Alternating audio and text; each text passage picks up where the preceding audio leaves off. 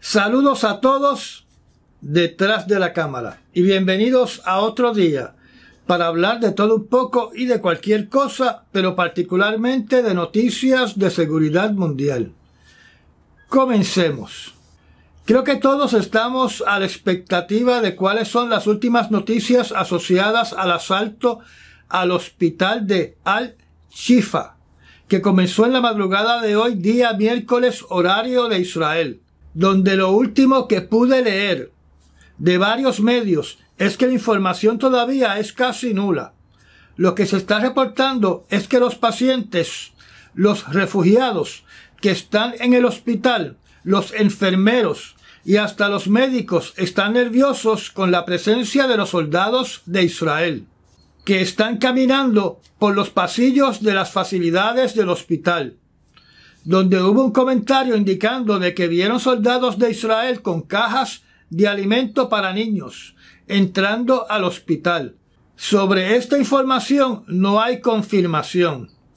Como les informé a los miembros del canal durante la madrugada de hoy, un equipo especializado que entrenó especialmente para esta operación comenzó un asalto al hospital Al-Shifa, donde no solamente participaron soldados armados, sino también el grupo de asalto estuvo acompañado de médicos, enfermeros y traductores, donde se les solicitó a los combatientes de Hamas que estuviesen presentes en las facilidades hospitalarias, que se rindieran y entregaran sus armas. Las Fuerzas Armadas de Israel indican que encontraron armamento de Hamas en diferentes localizaciones y cuartos del hospital, como por ejemplo en el cuarto de resonancia magnética, donde mientras se producen estos hallazgos, el ejército de Israel documenta sacando fotografías y videos de los armamentos y equipo militar que van encontrando. Debido a que los médicos están reportando que escuchan ruidos de disparos y de lo que ellos identifican como explosiones, aparentemente hay un combate activo en el complejo hospitalario, aunque no se especifica cuál es su magnitud. Esas explosiones pueden ser aquellas asociadas a los explosivos que se están utilizando para romper puertas selladas mientras se conduce la inspección total del complejo hospitalario. También se indicó de que junto con la comida para infantes se le entregaron al hospital incubadoras portátiles que funcionan con baterías. No se indica si el ejército de Israel ha entregado otro material de necesidad inmediata al hospital, como combustible para los generadores, sangre, antibióticos y morfina para los heridos.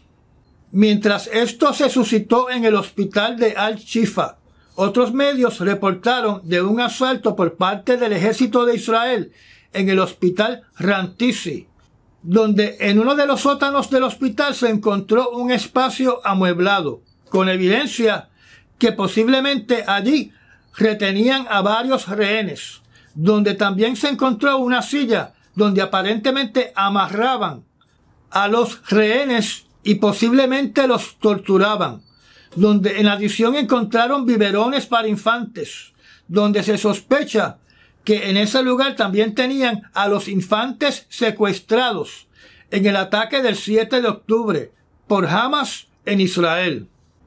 En otro edificio cercano a este hospital se encontró un cuarto con armamento de diferentes tipos, como rifles, municiones, granadas y chalecos bomba. También se encontró al lado de una pared exterior del edificio la entrada a uno de los túneles de Hamas, que tenía una puerta antibalas y resistente a explosiones, donde además se mostraron imágenes de los interiores de estos túneles. Relacionado a los asaltos a estos hospitales en la Franja de Gaza, un oficial de las Naciones Unidas llamado Martin Griffiths mencionó de que no hay motivo alguno que justifique que se efectúe un asalto contra un hospital. Yo supongo que si este oficial de las Naciones Unidas tuviese familiares capturados que son rehenes de Hamas, no estaría con estos alegatos.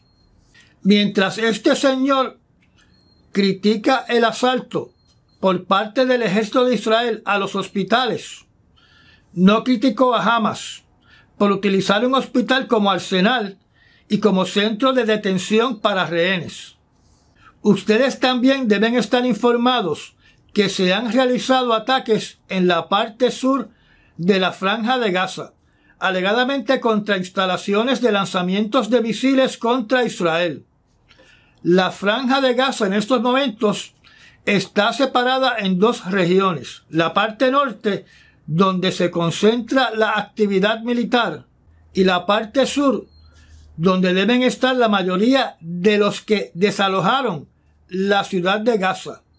El comando del ejército de Israel ha mencionado que eventualmente van a conducir operaciones militares en el lado sur. En otra noticia relacionada a la guerra en Israel, se reportó que durante el día de hoy, un dron proveniente del país de Yemen fue destruido por el destructor de los Estados Unidos, el USS Thomas Hotner, en aguas internacionales en el Mar Rojo. Según las noticias, dicho dron iba rumbo para impactar el destructor, donde si eso es así, se podría interpretar como otro ataque de los hutíes en contra de intereses de los Estados Unidos, donde el primero fue el derribo de un dron de reconocimiento MQ-9 hace unos días atrás de los Estados Unidos. Y ahora tenemos el lanzamiento de este dron en contra de un destructor de la Marina de Guerra de los Estados Unidos. Si hacemos una asociación con los contraataques que está efectuando el ejército de los Estados Unidos en Siria y en Irak, entonces podríamos especular que si los hutíes conducen más ataques en contra del ejército de los Estados Unidos, que Casablanca autorice atacar localizaciones de hutíes dentro del país de Yemen. Es mi opinión que estos dos últimos ataques al dron MQ-9 de los Estados Unidos y a este destructor de la Marina de Guerra de los Estados Unidos demuestra que de alguna forma los hutíes tienen acceso a los radares de defensa y de ataque del gobierno de Yemen. Así que deben controlar parte del ejército de Yemen. Y eso es una gran complicación. Otra noticia relacionada al conflicto en Israel. El martes hubo una manifestación a favor de Israel en Washington, D.C., donde estuvieron presentes varios artistas y la esposa del príncipe de la familia real de Irán, llamada Yasmin Pahlavi, donde naturalmente la familia real de Irán viven en el exilio, donde según la prensa el mensaje primordial era que no podía haber un alto al fuego hasta que Hamas no libere a todos los rehenes. Se estima que de 290,000 personas a 300,000 personas asistieron a esta manifestación a favor de Israel. Por otro lado, en este mundo donde en el presente hay acusaciones de crímenes en contra de la humanidad, contra el presidente Putin por el secuestro de niños ucranianos en su operación militar especial en Ucrania, donde además se contemplan cargos de crímenes en contra de la humanidad hacia el gobierno de Irán, debido a las más de 500 muertes en las manos de las fuerzas de seguridad de Irán en las protestas contra su gobierno, donde Irán, a su vez, acusa a Israel de crímenes de guerra en su operación militar contra la Franja de Gaza. En ese panorama que acabo de mencionar, durante el día de hoy, una corte de Francia acaba de emitir órdenes de detención en contra del presidente de Siria, el señor Bashar al-Assad, por crímenes en contra de la humanidad debido a que se le achaca un ataque con armas químicas en el año 2013 en contra de su propia población, donde la acusación incluye la muerte de hasta 1.400 personas en las cercanías de Damasco en agosto del año 2013. Las órdenes de detención incluyen al hermano de al-Assad, llamado Maher, que es el jefe de la división élite del ejército de Siria, y también a 2 generales del ejército. En el escenario de Ucrania, aparentemente, y recordemos que a veces estos éxitos son exagerados, el ejército de Ucrania alega que ha podido avanzar considerablemente al sur de la provincia de Kherson, al lado oeste del río Dnieper, donde además se reporta que pequeños grupos de soldados de Ucrania han cruzado al lado este del río Dnieper, tomando el control de áreas que antes dominaba el ejército ruso. El comentario de Rusia con respecto a los soldados de Ucrania en el este del río Dnieper es el siguiente, y cito: a los ucranianos que han cruzado el río Dnieper en territorio ocupado por Rusia les espera el infierno. Cierro la cita.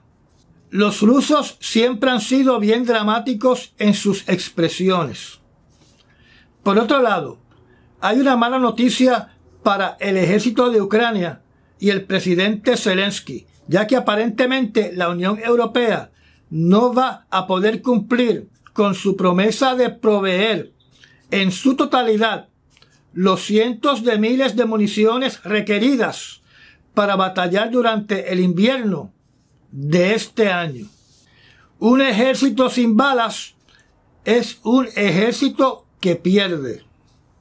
Hoy fue un día histórico en los Estados Unidos debido a la reunión entre el presidente Biden y el líder de China, el señor Xi Jinping, en el estado de California, donde ambos están asistiendo a la cumbre de lo que se conoce como la Organización de Cooperación Económica Asia-Pacífico.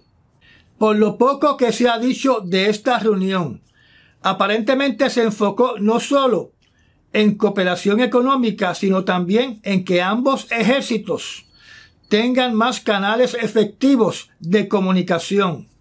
Y un tema de importancia fue el tráfico de drogas, particularmente las sustancias que se utilizan para manufacturar el fentanilo. Se mencionó de que los Estados Unidos y China no se deben dar la espalda, pero un artículo menciona de que la posición de China con respecto a Taiwán continúa siendo la misma.